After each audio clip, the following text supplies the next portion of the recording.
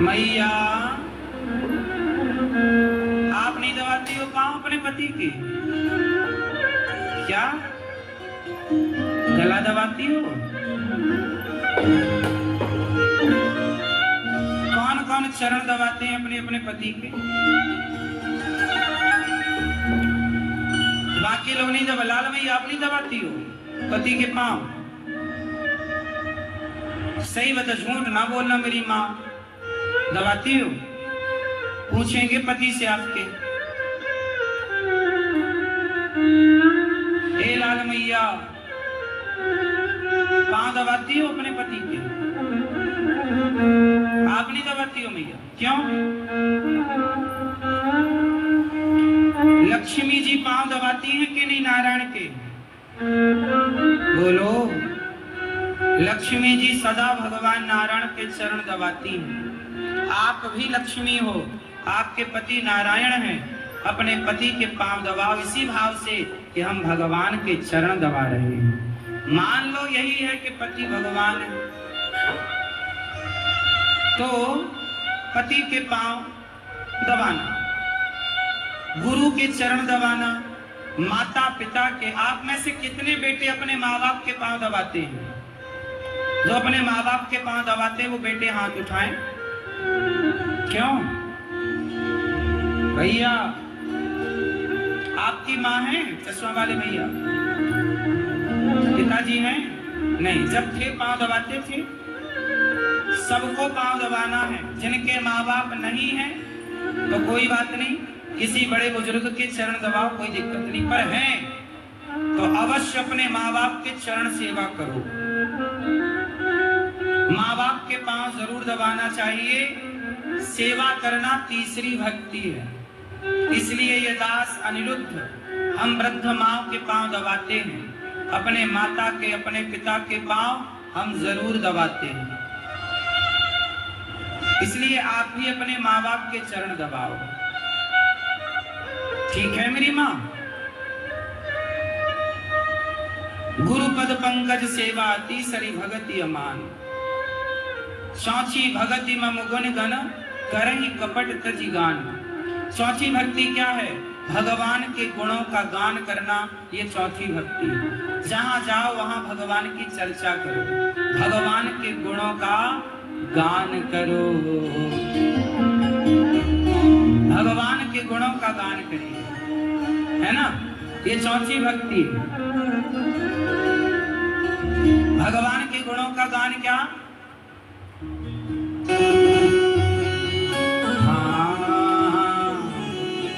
करुणा निधान रहुआ जगत के दाता है। क्यों मैया?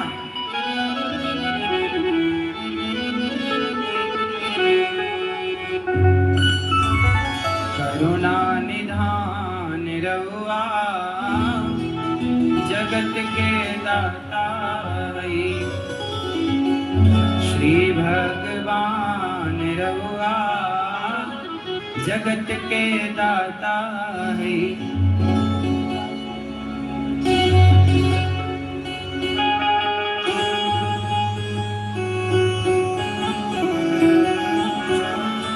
भगवान का गुणगान करिए।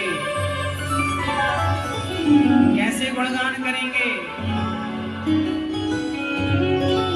करुणा निधान रहुआ जगत के दाता है।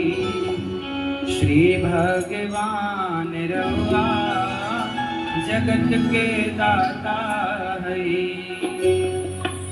दोनों हाथ उठाइए और कहिए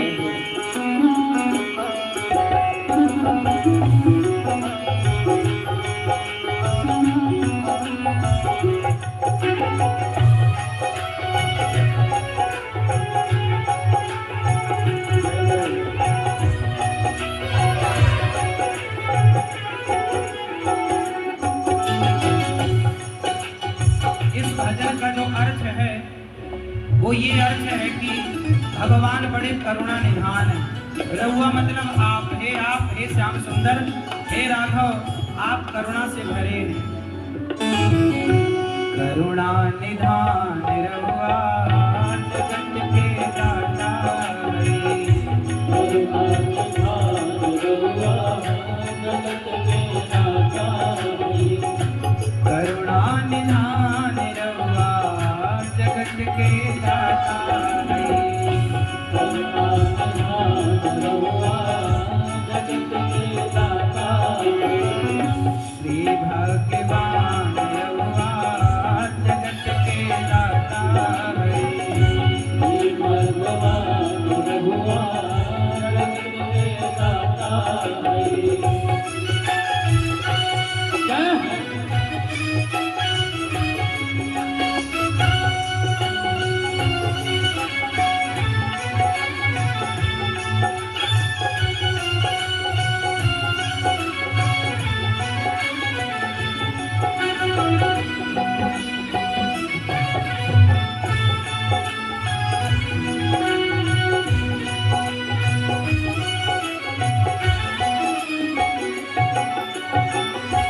मति के फेर दैनी आसमन में जगाते चलो।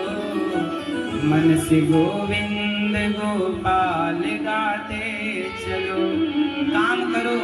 अजामिल नाम का एक ब्राह्मण रहा करता था, बड़ा पापी, पर मरते समय उनके मुंह से क्या निकल गया? अजामिल के मुंह से नारायण।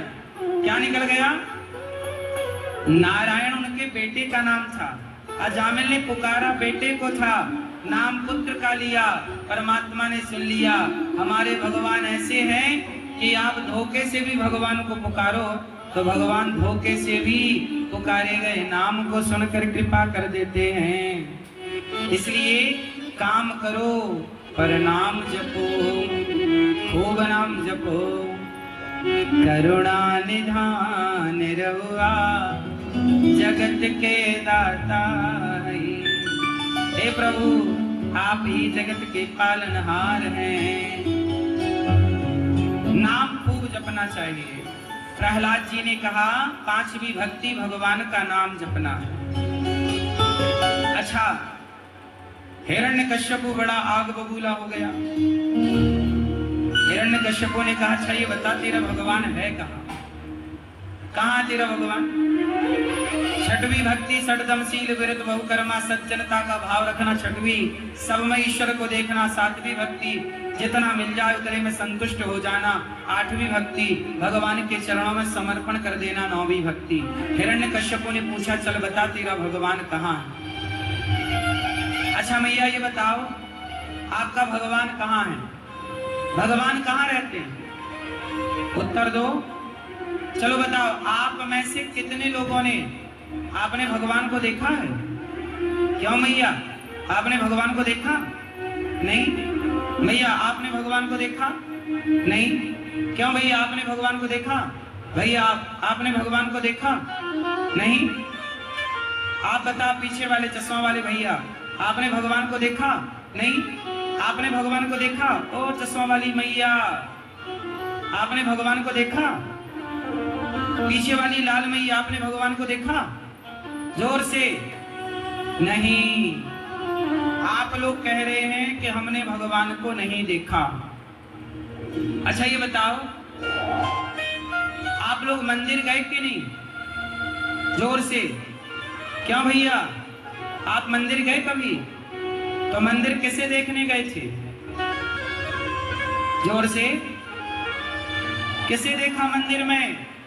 भगवान को। और अभी आप लोग क्या कह रहे हैं कि हमने भगवान को देखा ही नहीं। आप जब मंदिर जाते हो तो किसे देखने जाते हो? भगवान को। और जब आपसे पूछा जाता है कि आपने भगवान को देखा तो आप मना कर देते हो कि हमने भगवान को नहीं देखा। अब ये बताओ कि जब आपने भगवान को नहीं देखा तो मंदिर किसे देखने गए थे? क्यों मैया, मंदिर गई कि नहीं? किसे देखने गई? और आप तो कह रही थी अभी कि हमने भगवान को नहीं देखा। इसका मतलब है कि भगवान के मंदिर में जो भगवान है, आप उन्हें भगवान मानते ही नहीं, आप उन्हें मूर्ति मानते। ये तो पत्थर की मूर्ति है। जब आप पत्थर ही मानते हो तो मंदिर जाते ही क्यों हो? जब आपने पहले ही स्वीकार कर लिया कि ये भगवान नहीं, ये पत्थर है, तो जब पत्थर ही मान लिया तो फिर जाने से फायदा क्या? पत्थर को कौन प्रणाम करता है भाई साहब? इसका मतलब है कि आप मंदिर में बैठे हुए भगवान को भगवान नहीं मानते, सिर्फ मूर्ति मानते। लेकिन प्रहलाद कैसे हैं? प्रहलाद ने भी एक खंबे को देखा। हिरण्यकश्यप ने कहा कि तेरा भगवान कहाँ है? मैंने तो नहीं देखा भगवान को, तू देखता हो, तुझे दिखते हो तो बता। प्रहलाद जी ने कहा पिताजी, मुझे तो मेरे भगवान सब जगह दिखते हैं। हिरण्यकश्यप ने कहा क्या तेरा भगवान इस खंबे पर है? प्रहलाद जी ने कहा अवश्य, मेरा भगवान इस खंबे पर भी है, इस खंबे पर भी, इस दीवार पर भी है, आपके भीतर भी है, इनके भीतर भी है, सबके भीतर। तो हिरण्यकश्यप ने पूछा क्या इस खंबे पर भगवान है? बोला हाँ। प्रहलाद जी ने कहा है। तो हिरण्यकश्यप ने कहा मैं चेक कर लूं? हाँ चेक कर लो। खंबे पर एक प्रहार किया, मुठिका का एक प्रहार किया खंबे पर। वो खंबा था पत्थर का, पत्थर का खंबा टूट गया, और जब टूटा तो उस पत्थर से भगवान प्रकट हुए कि नहीं? बोलो हाँ। नरसिंह भगवान प्रकट हुए कि नहीं? नरसिंह भगवान प्रकट हुए, हाँ या ना? यदि प्रहलाद के विश्वास के कारण खंबे से भगवान प्रकट हो गए, पत्थर से भगवान प्रकट हो गए, तो तुम्हारे विश्वास और भक्ति के कारण मूर्ति से भगवान प्रकट हो सकते हैं। वो प्रहलाद की तरह विश्वास तो हो। अब विश्वास तो है ही नहीं, श्रद्धा है नहीं, और आप बिना श्रद्धा के खोजने चले भगवान को, तो बिना श्रद्धा के भगवान खोजे मिलेंगे क्यों मेरी माँ? चलो बताओ भगवान कहाँ रहते हैं? कहाँ कहाँ भैया भगवान कहाँ रहते हैं? जोर से मेरी माँ। कहाँ? यहाँ छाती में? एक्सरे करा लो, भगवान होंगे तो एक्सरे में आ जाएंगे। कहाँ रहते हैं भगवान? सब में, सब में रहते हैं। तो फिर आप क्यों कहती हो कि हमने नहीं देखा भगवान? आप कहते हैं भगवान सब में रहते। सुनो, भगवान कहाँ रहते हैं? कबीरदास जी से पूछा कि भगवान कहाँ है? तो कबीरदास जी ने कहा, कबीरदास जी ने कहा मोको कहाँ तो ढूंढे बंदे,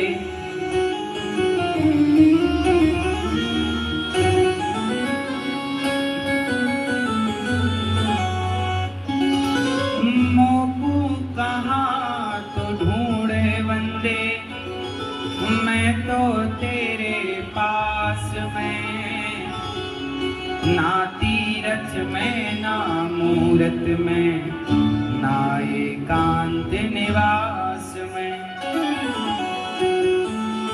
ना तीरथ में ना मूरत में, ना एकांत निवास में, ना मंदिर में ना मस्जिद में, ना काबे कैलाश में, ना मैं जप में ना मैं तप में, ना मैं व्रत उपवास में, मोको कहाँ तो ढूंढे बंदे, मैं तेरे विश्वास में। भगवान कहाँ है? यदि विश्वास है तो भगवान है, और विश्वास नहीं, मानो तो मैं गंगा माँ हूं, ना मानो तो बहता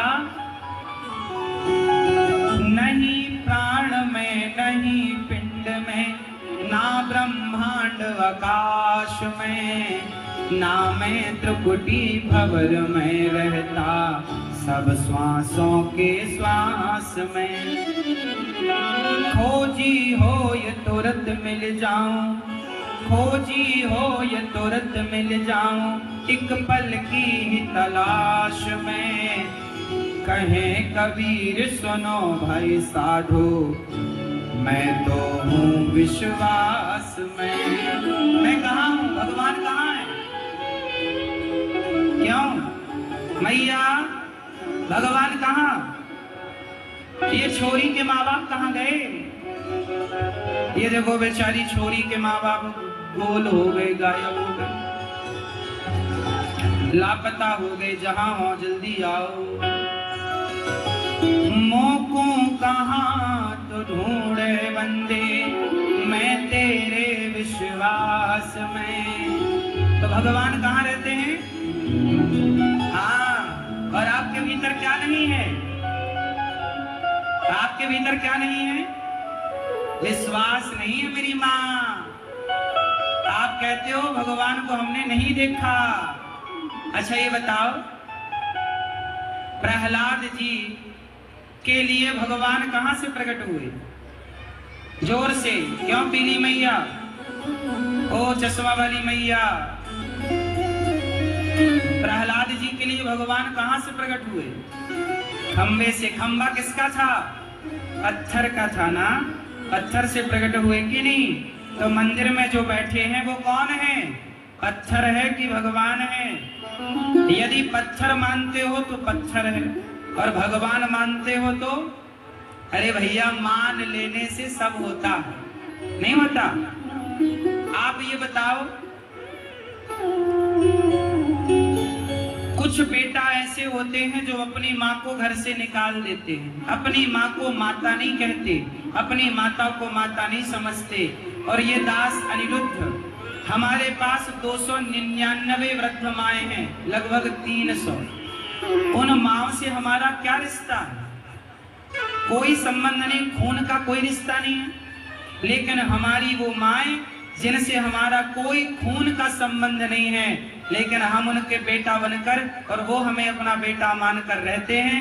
हम दोनों एक ही छत के नीचे रहकर एक दूसरे का ख्याल रखते हैं और जिंदगी गुजारते हैं। तो बताओ, मान लिया तो वो हमारी माँ है, और नहीं माना तो अपनों ने ठुकरा दिया। क्यों भैया? नहीं माना तो अपने ने दुत्कार दिया, और माना तो हमारा उनसे कोई रिश्ता नहीं था, पर माँ मान करके सेवा कर रहे हैं कि नहीं? तो मान लेने से आप हमारी बहन हो सकती हो, मान लेने से आप हमारी माँ हो सकती हो, मान लो तो मैं आपका दोस्त हो सकता हूँ, मान लो तो मैं आपका भाई हो सकता हूँ। क्यों मेरी माँ? मान लो तो आप मेरी बहन हो सकती हो, और नहीं मानो तो आप हमारे क्या और हम आपके कौन? मान लेने से हमारा और आपका रिश्ता जुड़ सकता है कि नहीं? अरे मान लेने से जब हमारा और आपका संबंध जुड़ सकता है, तो मान लेने से भक्त का और भगवान का संबंध क्यों नहीं जुड़ सकता?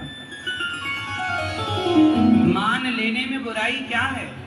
हम हिंदू मानते हैं कि गंगा मैया है, पर मुसलमान तो नहीं मानता कि गंगा मैया है। तो हम मानते हैं ना गंगा हमारी माता है। तो बताओ, गंगा को माता मान लेने में कोई बुराई है? बोलो। अब कोई कहे नहीं जी ये माता थोड़ी है, ये तो नदी है। तो कुछ लोग नदी कहते हैं और कुछ लोग माता कहते हैं। तो बताओ, नदी कहने वाले समझदार हैं या माता कहने वाले समझदार हैं? चलो बताओ, गंगा को माता क्यों कहते हैं? हमारे यहाँ नदी को माता क्यों कहा जाता है? बताओ, बोलो मेरी माँ। नदी को माता क्यों कहा जाता है? अरे जैसे माता अपना दूध पिलाती है, ऐसे नदी अमृत जैसा जल पिलाती है। और गंगा में हमारी जब अस्थियां डाली जाती हैं, तो किसी भी जल में हड्डी को गला देने की ताकत नहीं है, पर गंगा जल में वो ताकत है कि हमारे हड्डी के भीतर भी कोई पाप हो तो वो पाप को जलाकर भस्म करने की ताकत गंगा मैया में। इसलिए जीते जी अमृत की तरह जल लेकर पालन करती है, और मर जाने के बाद मोक्ष दिला करके पालन करती, इसलिए वो हमारी माता है। इसलिए हम कहते हैं वो हमारी माँ है। मानो तो मैं गंगा माँ हूँ। प्रहलाद जी के लिए भगवान प्रकट भये। अब ये बताओ कि आप लोगों ने भगवान को देखा कि नहीं देखा? कहाँ देखा? कहाँ देखा? ये बैठे हैं भगवान, देख लो। भगवान सबको ही देखता है, मानता कोई नहीं।